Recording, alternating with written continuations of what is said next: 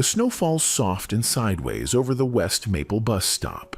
It's the kind of snow that doesn't make a sound, but still manages to blanket everything in silence. The benches are wet, the air bites, and most people are bundled up and hurrying home, except for one boy. He's sitting alone at the edge of the shelter, legs swinging off the cold bench, his backpack zipped up so tight it looks like it's holding something more than books, maybe a secret or two. His name is Eli Carter, 11 years old, foster kid, fourth home in 2 years. He's used to being ignored. The man walks past without seeing him, late 60s, worn leather jacket, mismatched gloves, eyes on the ground like he's trying not to look up at the world anymore. And that's when it happens. The wallet falls, hits the snow with a soft thump. The man doesn't notice. Eli sees it immediately. He could take it. No one saw. He could even tell himself it was karma or luck or payback for all the adults who told him he was a good kid, just hard to place. But instead, he calls out, "Hey mister, you dropped something." The man keeps walking. Eli grabs the wallet and runs after him. "Sir, hello." The man turns just as Eli catches up. They both freeze. "This yours?" The old man eyes him for a second, like he's sizing him up for a lie, then nods, slow and suspicious. "Yeah." Eli hands it over. "You didn't even check it." "Didn't need to." The man opens it. $2,000 in cash. Thick fold. Unmistakable. "You're not like the others," the man mutters. Eli shrugs. "Don't know the others." "Exactly." He reaches into the wallet, pulls out a crumpled $5 bill, and holds it out. Eli hesitates. "You don't have to. Take it, for being honest. People don't do honest anymore." Eli nods, slowly takes the money, and starts to walk away. "What's your name?" the man calls after him. "Eli." "You eat today, Eli?" The question stops him. He shakes his head. The man sighs. "Come on, you like grilled cheese?" They sit across from each other in the last booth near the window. The heat from the kitchen fogs the glass. The old man barely touches his coffee. Eli eats like he's been starving for weeks, which, in a way, he has. Not for food, for this, for someone noticing him. "You live around here?" the man asks. "Sorta. Group home near Route 9. Parents?" "Nope." "Anyone?" "A caseworker." The man nods. "I'm George." "Hi, George." Long pause. "You always do stuff like that?" George asks. "Like what?" "Tell the truth, when lying would be easier." Eli shrugs. "Only thing I got going for me." George actually smiles at that. Just a flicker. Then he pulls a small plastic bag from his coat. Inside is a roll. A music roll. Sheet music. Carefully protected. "What's that?" "Old habits. I used to teach. Piano. You any good?" "Not anymore." Eli looks at him, eyes narrowing just a bit. "Bet you are." George sips his coffee, says nothing. Back at the group home, Eli's bed creaks as he lays down. He pulls the $5 bill from his coat and tucks it into the pages of an old notebook where he writes lyrics. Not songs exactly, just lines. He flips to a fresh page. "He looked like a ghost, but fed me like a father. Talked like someone who used to be kind, but forgot how." He doesn't know why he writes it, only that it feels real. George is back at the same bench, same coat, same eyes. Eli stops short when he sees him. "You stalking me?" "I live 5 blocks down. You walk past me every day." "You remembered." George taps the wallet in his pocket. "Hard to forget an honest kid." Eli sits. "You always eat alone?" "Yeah." "Why?" "Easier than talking to people who pretend to care." Eli nods. "Yeah, I know that one." Pause. "Can I ask you something?" Eli says. George raises an eyebrow. "Why'd you have that much cash?" George hesitates. "Cancer treatment. Got denied coverage. Said it was too late to be worth it." Eli stares. "You sick?" "Used to be. Might still be. Don't check anymore." Long silence. "You afraid?" Eli asks. George looks at him like the question came from nowhere. But then he shakes his head. "I'm tired." The next day, Eli comes back with something in his bag. A photo.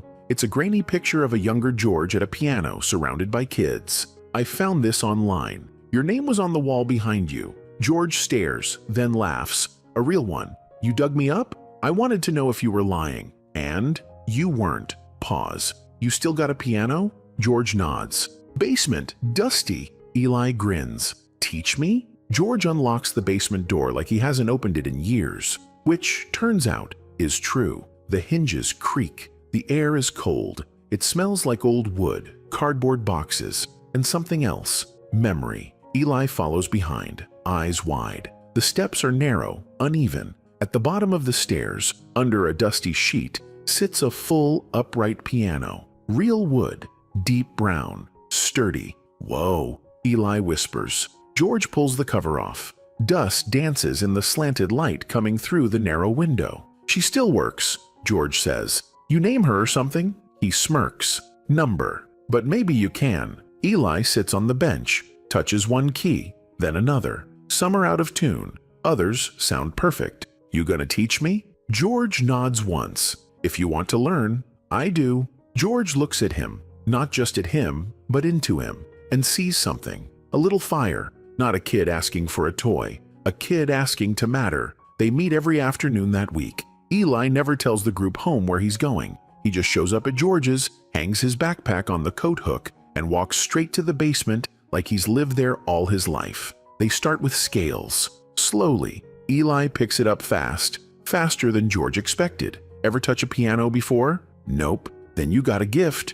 Eli beams. You think so? I don't say things I don't mean. One day, Eli shows up with a torn music book he found at a thrift store. This good? George flips through it. Jazz. Basic stuff. It's perfect. They start learning it together, side by side. Sometimes George plays and Eli hums along. Sometimes they don't talk at all, just play. The silence isn't awkward. It's peaceful. George makes grilled cheese again. Eli insists on helping. They stand in the tiny kitchen, shoulder to shoulder, flipping sandwiches and arguing over how much cheese is too much. There's no such thing as too much cheese, Eli declares, spoken like someone who's never paid a grocery bill. George mutters. They both laugh.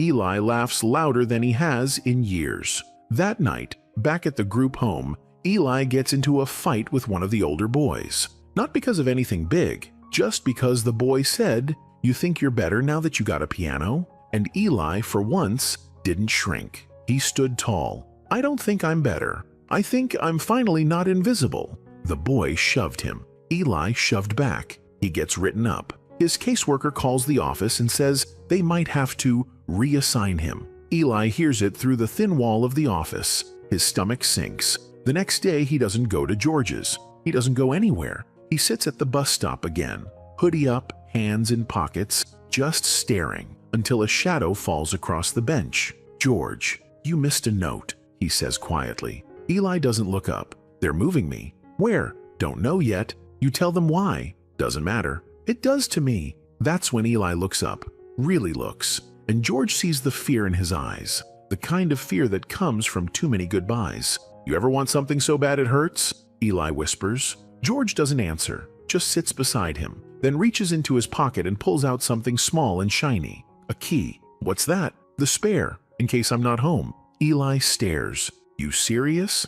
"Dead serious." "Why?" George's eyes don't flinch. "Because you're not invisible." That night, Eli sneaks out of the group home. He doesn't take much, just his notebook, the sheet music, and one change of clothes. He slips the key into the lock of George's door, turns it, walks in. For the first time in years, he doesn't feel like a guest. He feels home. George doesn't ask questions. He makes cocoa. Eli falls asleep on the couch, blanket over him, fire crackling low. The next morning, George calls someone. Not the police, not the group home, but someone different, a woman. "Laura," he says, "I need to talk. It's been a long time." Eli hears the name and wonders. "Laura? Who's that?" But he doesn't ask. He just goes back to practicing scales. Some things you don't ask about until they're ready to be told. On Saturday, George gives Eli a notebook. Brand new, hardcover, blank pages. "What's this for?" "Your own music."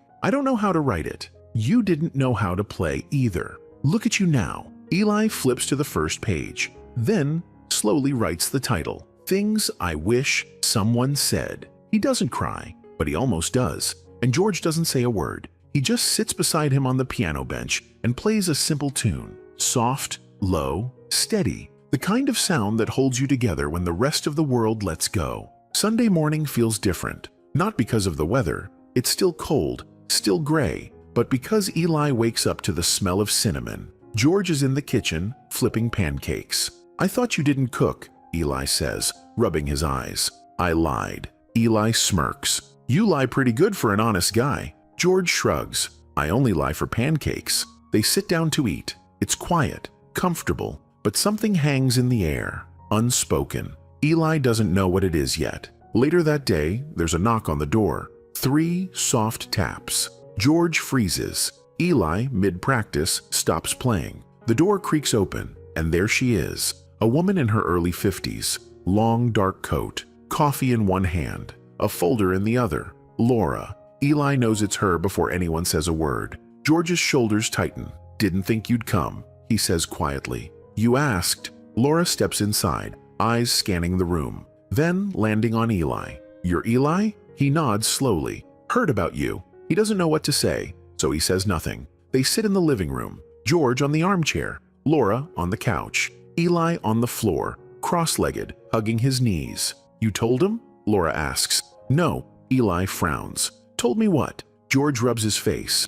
"I used to have a son." Eli blinks. "Used to?" Laura jumps in. "He died about 10 years ago." The words hang in the air like smoke. George doesn't add details. He doesn't have to. The silence fills in the blanks. Drugs, accident, loss, pain. Either way, Eli swallows hard. "You called her because of me?" George nods. "I wasn't ready to try again, but you made me think maybe I should be." Laura turns to Eli. "You've been staying here?" "Yeah.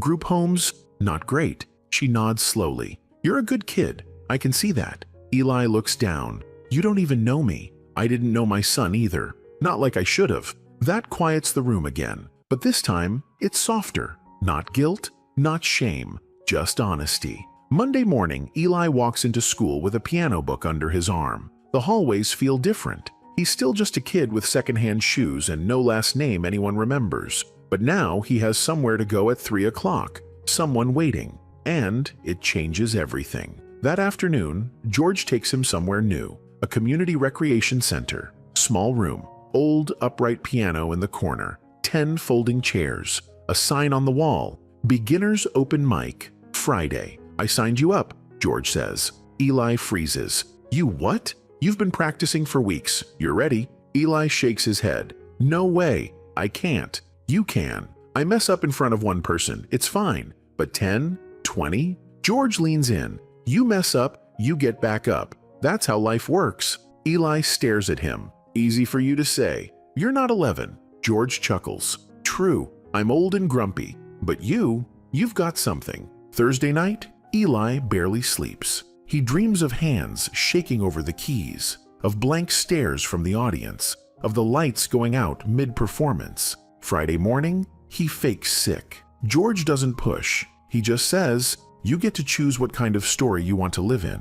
One where fear wins, or one where you show up anyway." Friday night comes. The room is packed, maybe 20 people. Eli's name is last on the list. He almost walks out twice, but then Laura walks in, stands by the door, nods once, like she already knows the ending. George stands near the back, arms folded, eyes steady, and Eli walks to the piano. His hands shake as he sits. The keys feel heavier than usual. He plays the first note, then another, and suddenly it's just him and the sound. No room, no eyes, no pressure, just him and the music. When it ends, there's a pause, then applause, loud, real. Eli turns around. George is clapping, Laura too, and for a second, just a second, Eli believes something he's never really believed before. He belongs. They walk out together, no one saying much, until George says, "You hungry?" Eli laughs.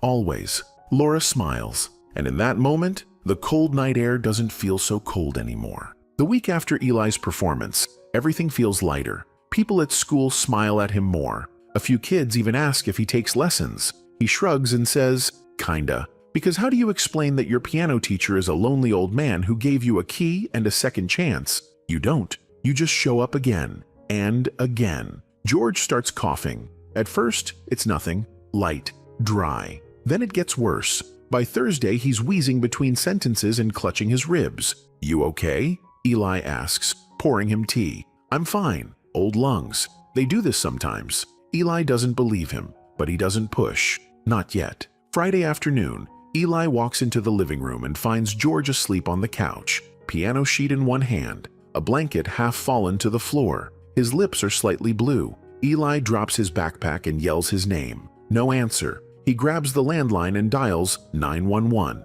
At the hospital, George is awake but weak, lungs full of fluid, heart under strain. Doctor says it's a delayed complication, something he probably knew about and ignored for months, maybe longer. He doesn't have family on record, the nurse says. Eli looks at her. I'm his family. Laura arrives an hour later. Eli's still in the waiting room, hugging his knees, the hospital bracelet from George's wrist wrapped around his fingers. She sits beside him. I'm sorry, she says. He said he was fine. Men like him always say that. They sit in silence. Then Eli asks, did your son like music? Laura blinks. He loved it. Eli nods. Did he play? Guitar. He'd sit on the roof and play until it got dark. She wipes her eye. He never let me listen up close. Said it was for the stars. Eli smiles. That sounds like something George would say. George sleeps for 2 full days. When he finally wakes, his voice is sandpaper. You didn't run, he whispers. Eli squeezes his hand. I don't run from people who feed me grilled cheese and teach me jazz. George chuckles, then coughs, then winces. You should go. Not a chance. Eli stays every day, reads from music books, practices on the hospital keyboard they roll into the room. Sometimes George dozes off mid-song. Other times, he hums along. They become the most unusual thing on the ward, a boy and a dying man making music in a place built for silence. One evening, Laura sits beside Eli in the cafeteria. She places a legal envelope on the table. What's this? Something George asked for. Eli opens it. Inside, a notarized guardianship letter, a will, his name, Eli Carter, in black ink, handwritten next to the word beneficiary. I don't understand, Eli says. Laura takes a breath. George wants to adopt you, as much as the system will allow, but he's sick. He doesn't care. Eli blinks. Is that even legal? Laura smiles faintly. Not exactly, but it's real, and sometimes that matters more. Back in the room, George is awake. Eli shows him the letter. You serious? George nods. You changed my life, Eli. You changed mine first. George closes his eyes. When I'm gone, don't. You keep playing, okay? Eli swallows hard. I'll write for both of us. Later that night, Eli pulls his notebook from his backpack. He writes a new title across the top, The Notes He Left Behind. Then adds a line underneath. He gave me more than music. He gave me a name. It's been 2 weeks. George is still in the hospital, but the doctors are calling it managed. Not cured, not stable, just held back, like a tide that could rise any minute. Eli visits every day. Laura too sometimes. They play word games, watch old music performances on YouTube, listen to jazz on George's old headphones. And some nights, George lets Eli record his voice. Short clips, tips about piano, stories about old students. One of them is a voicemail to no one. Eli, George says softly, you matter. Don't let the world convince you otherwise. You are not disposable. You are not forgettable. And if I ever mattered at all, it's because I met you. On Thursday, George's eyes are clearer than usual. He asks for clothes, real ones. Why? Eli asks. Because I have one more thing to do. That afternoon, with help from Laura and the nurse, they wheel George into the rec center. Same place where Eli played weeks ago. There's an old upright piano in the corner, same as before. George sits in front of it, fingers trembling. Eli stands behind him, hands in pockets, heart racing. A small crowd has gathered, other patients, nurses, Laura, 2 people from George's past music school, even Eli's caseworker. George plays. It's rough, sloppy in places, but real, raw. A little boy in the front row claps along, offbeat but proud. Eli watches every note like it's being tattooed on the air. When George finishes, the room is silent, then erupts in applause. He looks up at Eli. Your turn. Eli takes the seat. He starts slow, the same song he played weeks ago. Then he shifts into something new, something he wrote. His fingers press into the keys like he's telling them a secret. And by the time he finishes, even George is crying. Later that night, back at the hospital, George sleeps hard. Eli tucks the blanket around him. kisses his hand like a son, then opens his notebook and writes, "He played his goodbye. I played his memory." The next morning, George is gone, peacefully. No machines, no panic, just silence. Laura calls Eli at school. He doesn't speak, just nods. She meets him outside the front office. They sit in her car for almost an hour before either of them says a word. Then Eli whispers, "Did he know?" Laura looks at him. "That he changed you? That he saved you?" He nods. She touches his hand. "I think he knew from the first grilled cheese." The funeral is small. Eli plays 2 songs, one that George taught him, one that he wrote. After, a woman walks up, maybe late 30s. "You're Eli?" He nods. "I was one of George's old students. He talked about you like you were Beethoven and Miles Davis rolled into one." Eli smiles. "He ever tell you I couldn't read sheet music when we met?" She laughs. "Sounds about right." Laura hands Eli a final envelope back at the apartment. Inside, a signed transfer of George's tiny house, a letter, handwritten, shaky, stained in one corner, and a copy of Eli's name legally changed. Eli Whitman. He sits on the edge of the piano bench and reads the letter 3 times, out loud, alone. "I didn't expect to meet you, kid. I didn't expect anything good, really. But you gave me music again. You gave me mornings again. You gave me family. And if I can't be around to see who you become, just know this. I'd have been proud, forever proud. George." It's been 3 months since George passed. The house feels both smaller and bigger without him. Smaller in silence, bigger in responsibility. Eli wakes up early now, makes his own toast, keeps the place clean. Sometimes talks to the piano like it's listening, because part of it feels like it is. Laura visits weekly. Sometimes she brings groceries. Sometimes she just listens. They don't talk about foster homes anymore. They don't need to. George left Eli more than just a last name and a deed. He left him a life. One rainy Tuesday, a package arrives at the house. No return label, just a white envelope inside a padded sleeve. Eli opens it slowly. Inside, a single letter, yellowed, ink faded at the edges, and a photo, 2 boys. One of them is George. The other, younger, smiling wide, holds a guitar. The letter is addressed to Jason Whitman,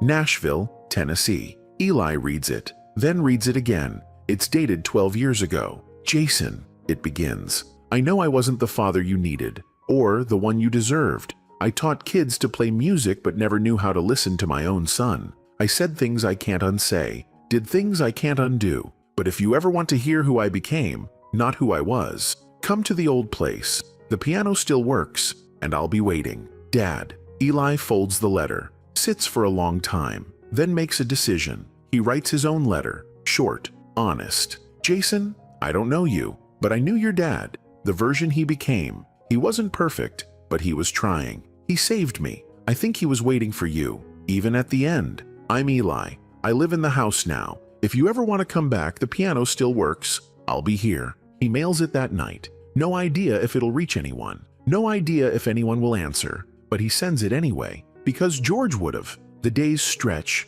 School, music, writing. Eli starts recording videos, just piano clips, original songs, covers. He uploads them to a new YouTube channel, Eli Plays Whitman. At first, a few views, then 100, then a message, "Your sound is something else. You got a story, kid?" He replies, "I got a few." By the end of the month, he's invited to play a local open mic, this time not at a rec center, but a real venue. Lights, stage, people who paid for tickets. Laura helps him pick his clothes.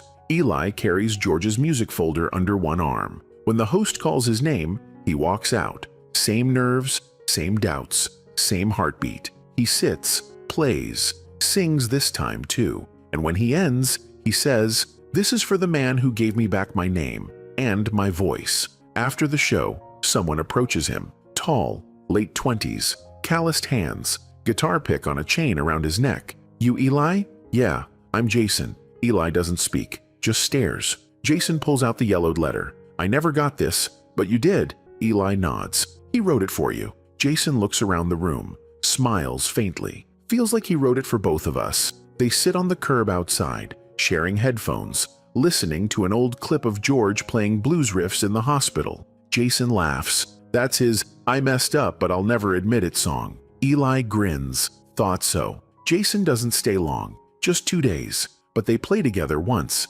piano and guitar, the way George probably always dreamed of. Before he leaves, Jason hands Eli something wrapped in a towel, a guitar, old, well kept. He bought this for me. I never took it. Eli hugs it close. Thanks. Jason shrugs. He was right, you know. The piano still works. It starts with one viral video, a short reel of Eli playing piano and guitar on a loop, titled simply, I Play for George. Within 3 days, it's everywhere. Tens of thousands of views. Then, hundreds. Comments pour in. Who is this kid? His hands sound like memory. Where can I find more? By the end of the week, local news calls. Then a regional magazine. Then a producer from New York. We want to fly you in. Record an album. Document your story. Laura is stunned. Eli is quiet. He doesn't say yes. He doesn't say no. He just plays. Later that night, he sits in George's old chair with the envelope from the label in his lap.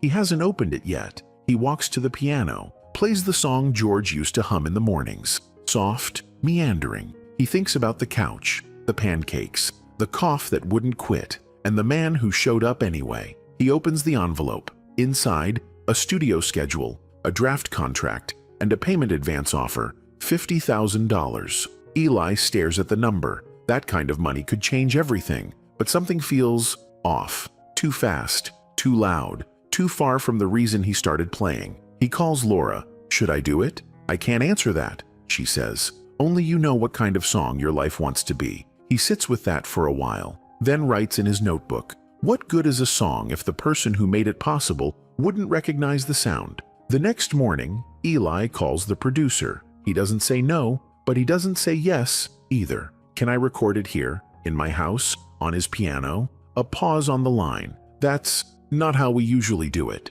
Then maybe I'm not your usual story. They agree. One-time deal, one room, one kid, one piano. The film crew shows up on a Sunday. Just 3 people. Quiet, respectful. Eli sits at the keys, hands poised. They roll. He speaks first. He gave me more than a place to live. He gave me silence that didn't feel empty, and music that never needed words. Then he plays. It's not perfect. A few missed notes. One deep breath halfway through, but it's real. And when the camera stops, one of the crew wipes her eyes. That was him, wasn't it? Eli nods. Every note. The video goes live the next week, titled, The Boy Who Returned a Wallet and Found a Family. Within 24 hours, over 1 million views. A feature on Good Morning America. Messages from music schools offering scholarships. One offer from a major label with a handwritten note. Don't change your sound. We just want to help you play it louder. Eli doesn't respond yet. Instead, he walks to the mailbox and pulls out something new. An envelope from Jason. Inside, a photo, a note, and a burned CD titled The Last Tape. The photo, George in his 20s, holding baby Jason on one knee and a guitar on the other. The note, 4 lines. He was more than the worst things he ever did. Thank you for giving me back the best part of him. I hope you keep making music, and when you're ready, come visit. That night, Eli sits with the guitar in his lap and the piano at his back. He starts to play both, alternating, experimenting, weaving their sounds together. A boy raised in noise, finally choosing his own rhythm. It's been 1 year. 1 year since the snow. 1 year since a wallet hit the ground and a quiet boy chose not to keep it. 1 year since George, and everything changed. The house still stands. Same porch swing, same creaky floorboards, same upright piano, now tuned to perfection. But something's different. Eli. He's taller now, voice deeper. But more than that, he stands different. Not like someone waiting to be chosen, but someone who already knows he matters. He plays every morning. Nothing fancy, just a few scales, a simple melody, a kind of prayer maybe, a thank you. On Sundays, he volunteers at the music center downtown, teaches little kids how to find middle C, helps shy fingers press their first chords. They call him Mr. Eli. He laughs every time. Not a mister yet, he says, but secretly, he likes it. The story never stops spreading. People send letters. Some thank him. Some share stories of their own. George, one kid, writes, "My grandpa and I watched your video. He cried. Then he hugged me. We started piano together. Thank you for reminding us we still had time. The record deal? Eli says yes, but on one condition. He records in George's house. They bring in gear, but nothing changes the room. He even leaves the old curtains up. Soundproof enough, he says. And it is, because what they're capturing isn't just notes. It's presence, it's memory, it's proof that kindness echoes. The album is called Keys Left in My Pocket, a nod to the spare key, to trust, to every door that opened without being forced. Laura comes to the release party. So does Jason. They stand in the back while Eli plays his set. 10 songs, all original. The last one is soft, slower than the others. Eli introduces it. This one's called Bench at West Maple. It's where everything began and where nothing ended. After the show, a man approaches him, wears a worn coat, hands shaking, eyes red. He says nothing at first, just holds out a wallet. I found this earlier, he says. Didn't know who to return it to. Then I saw your name on a poster. Thought maybe you'd know what to do. Eli takes the wallet gently, checks the ID, smiles. I do. The next day, he returns the wallet to a woman who hugs him like he's a miracle. Maybe he is. Not because he plays piano, not because he's famous, but because, at his core, he's still that boy who chose honesty when no one was watching. A week later, Eli sits at the old kitchen table, notebook open, writing a letter to no one, to everyone. Dear George, you were right. Music did save me, but it wasn't the keys. It was you. Thank you for not walking past me. Thank you for trusting me with your name. I'll carry it, not like luggage, like music. Your son. He closes the notebook, walks to the piano, plays, and this time, he doesn't stop halfway through.